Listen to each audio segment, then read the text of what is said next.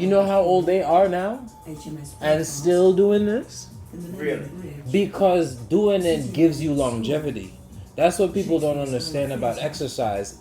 Exercise doesn't, not you, but what I run into a lot when I'm teaching, because people have told me before that I should focus on specialists or people who are really into parkour. And I'm like, no, this is like missionary work for me.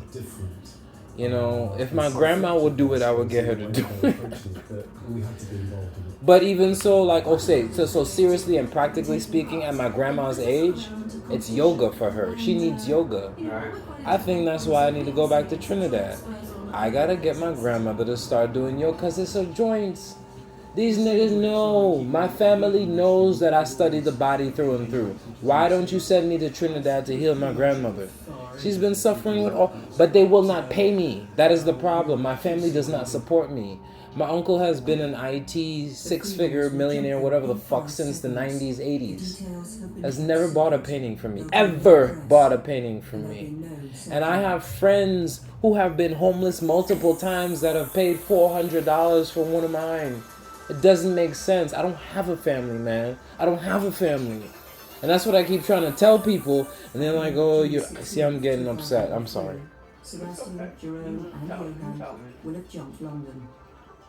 People look at shit from the outside and think I have it so good. If I have it so good, then why the fuck do I keep leaving home? If I have it so good, why do you see a bigger smile on my face when I look like a bum, but I'm sitting on the top of a building?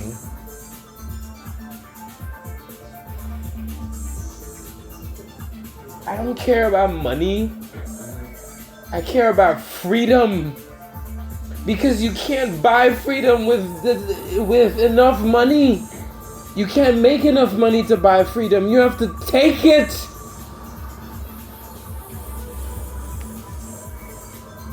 Well, don't you think money, well, you can be free. It's a tool, but what I'm saying is, I guess, for my particular life, look, that's Sebastian Foucault.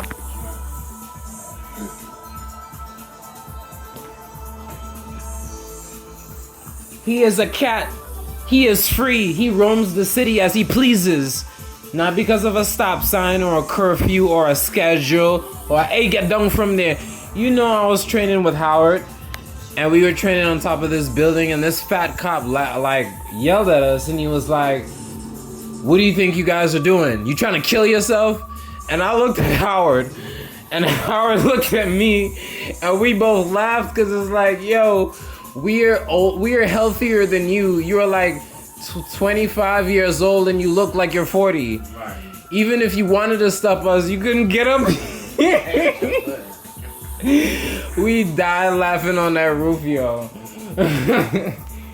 And then Howard would like break things down to me. It's almost like with Howard, the way we train, one thing I appreciate about Howard is that we always train outside. He's Jamaican, I'm Trini. That just makes sense.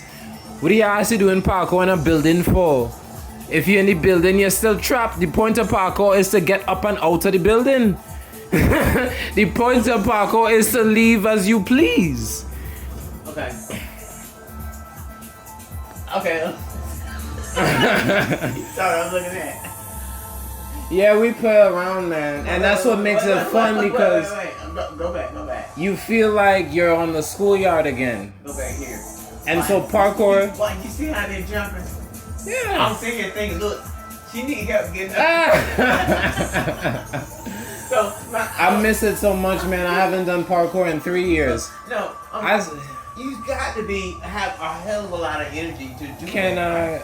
See, I know this is a problem for me, but I'm gonna beg for your forgiveness and interrupt you. Okay. Because I think I'm processing something now. What? I realized what happened to me. When I was supposed to use parkour the most, I shut down. The pandemic is the situation that you use parkour, but I was so fucked in the head from my relationships at the time, I couldn't access that side of me. And that makes sense to me now because I never worked out in the gym. But when I went to Baltimore, I was always in the fucking gym. And I wasn't doing parkour, and I was like, what's going on? And so, if I was paying more attention, something shifted. I became a gym rat over a black cat. Like I wasn't me anymore in Baltimore, and I was getting depressed. But I was telling myself I wasn't depressed because the way I was raised, I'm not allowed to feel anything.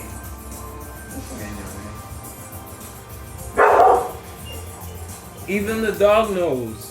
That's why I love animals, because they can sense it in me. And they help me calm down.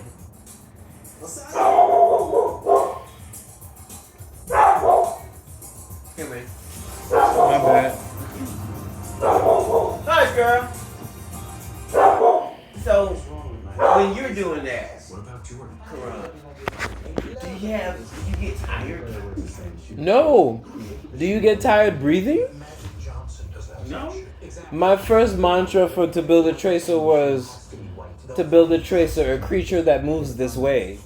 It wasn't you train for 2 hours and you're like, yeah, I do parkour. No, I parkoured my way to work. I parkoured my way to school. I parkoured my way to the art store.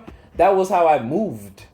I would take the long route on purpose and still get there before people that were walking in a straight line.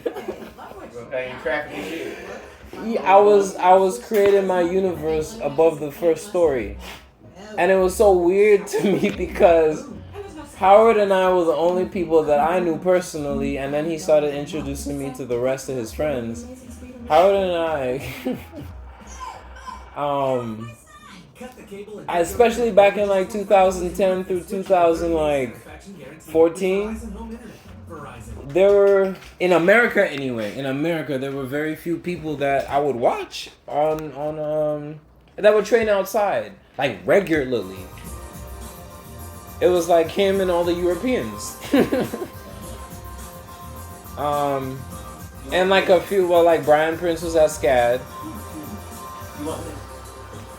Yes, thank you. You want taste to see if you like it. So it's amino acids? Yes, I'm not. Jump London. I'm spending my birthday the best way ever, smoking a fatty. If you like it. And watching Jump London, the documentary that started it all, that put me on my journey. It's like, so, huh? Well, like, I've been drinking supplements since high school for wrestling, so I don't taste. Good. Yeah, it's water. Yeah, I'm going to run back to you. I'll be right back. They're about to do the shit. And see, I like this part of the documentary because I know for a fact, especially them, they tested the surfaces first because you have to test the paint. Not anybody that trains outside know that there's different types of paint that you jump on. There's different types of paint on metal. There's different types of paint on concrete. So let's say there's 4 on metal, there's 4 on concrete. That's 8 different types of paint that you have to train for. That is the benefit of training outside. You become a master because you're not just doing planks of wood and fucking puzzle mats. Look at this dude.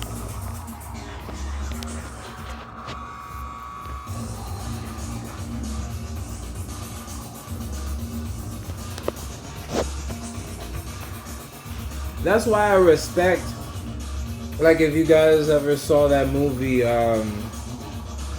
what's that old movie, Chariots of Fire? Chariots of Fire, where they're doing track races on dirt.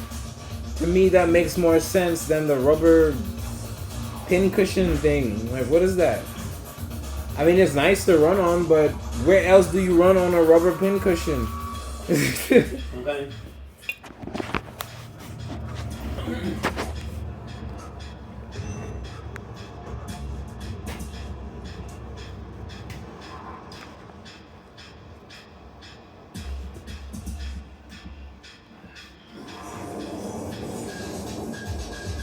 And this is why I love downtown Atlanta, because you get all these different textures. And I'm autistic, so I'm a texture person.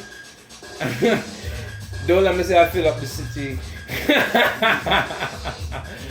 But this fill up the city, I do because there's so many different textures: sand, gravel, grit, that kind of roofing material. So like, I went to Home Depot and I bought the roofing shingles just to play with it with my feet. But it gets you like this sensitivity, so it's like growing eyeballs on your feet. It's amazing. The mind is capable of, and our body. Parkour, all parkour athletes are physicists, yo. All parkour athletes are physicists. Like, that's why I love this sport so much. You learn so much from a humble surrounding.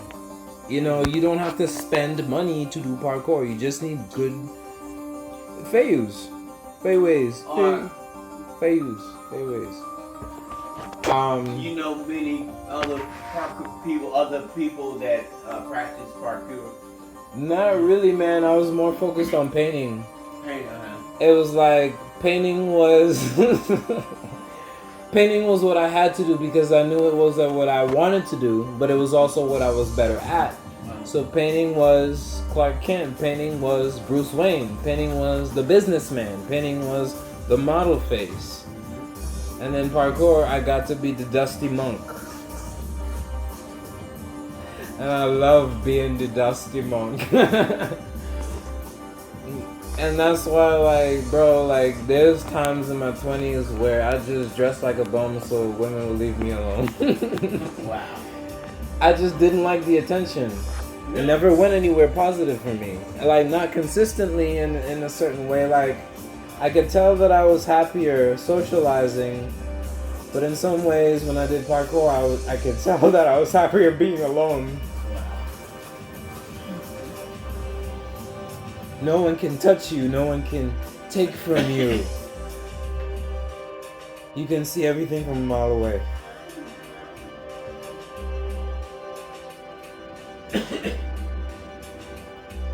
You have eagle vision. And when I'm in crowds and I'm dealing with people's bullshit and fake love and it's like, to me at this point, like, that my third eye has opened. Like, I just be looking at these motherfuckers now like, doesn't this hurt you to practice life this way? Isn't this more work? I would think it would be more work to be fake. You hate me because I'm odd, but I love me because I'm real. Sorry.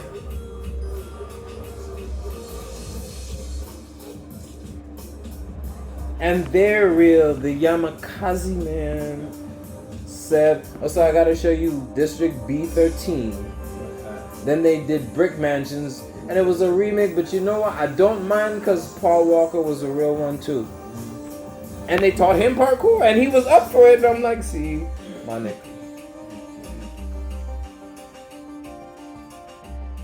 It's Greek to me. So, like, one of my favorites of Seb is called the Retour de Racine or something like that. And it's really a video of him doing something that A.K. Barr taught me. It's called respiratory motor coupling. Sebastian Foucault moves like Sebastian Foucault, especially when he's crawling and jumping. Because I don't know if he knows that he's doing it, but it's called respiratory motor coupling. He moves as he breathes and only when he breathes. I move as I breathe and only when I breathe. David Bell moves, but everybody has a different style to it. But I think, you know, I've always wanted to, like, chart out, like, parkour consciousness or whatever the fuck you want to call it. I'm not trying to be Hotep. This shit really happens, like, and I think it happens with any sport, right? But parkour is so close to martial art, we get into the mysticism of it, I get a bit more easily. But maybe I don't know enough skateboarders to claim that, because maybe that's how skateboarders feel about skateboarding, you know? So, but I definitely know the surface is on one. Because that's water, man. Like, Masaru Emoto done explained that shit. So what do you think is happening when a surfer is riding that wave? A surfer, if you think about it, a surfer is spending the most time with golden means.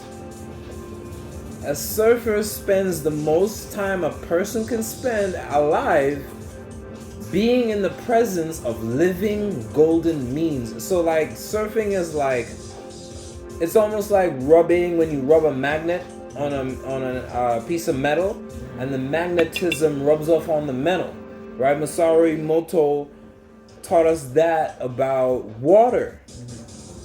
But my analogy is about magnets and metal. Why? Because I'm obsessed with electromagnetism. I've always been such a kid. And I remember my first major depression was when I moved to the States and we had the science fair project, and I thought I had invented like a new electric car. And my big idea was to take a bunch of magnets and put it around this ball bearing or whatever, or a battery or something like that. And I built it and I made the car go. This was 9th grade. And then I went to school and he said, "Oh, you made an electric motor."